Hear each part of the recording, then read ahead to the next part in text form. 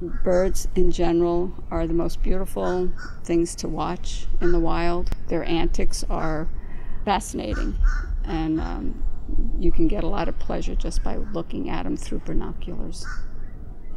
Got a question? Yeah. What's your name? Lee Fox, Executive Director and founder of Save Our Seabirds. And we have the pelicans. These are all birds that have been affected by monofilament line.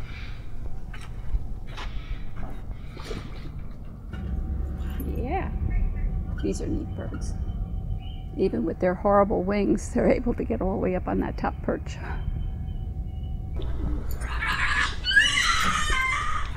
All his toes are gone on one foot and one of his toes on the second foot.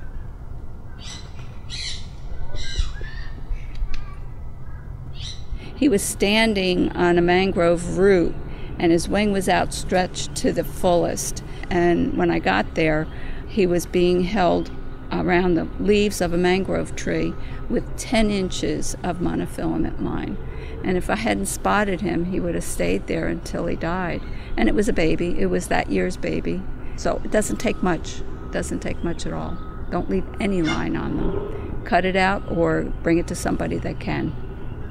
Any fishermen going out to fish, I just ask them to not to feed, which draws the birds to them, whether it's a heron or a gull or a pelican or egret. It just draws the birds to them and exposes them to the other fishermen who are throwing out their line and the hooks. And these birds get tangled in it. They can't see the line. They can't see that monofilament line. Their eyes aren't that good. They get tangled in it, and everybody has the impulse to just cut the line and let them go. But then they wind up going back to the mangroves with all that monofilament line.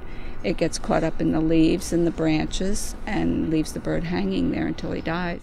When you've taken a bird from being so sick or so injured and being able to release them, that's the rewards. The only reward is to be able to release them.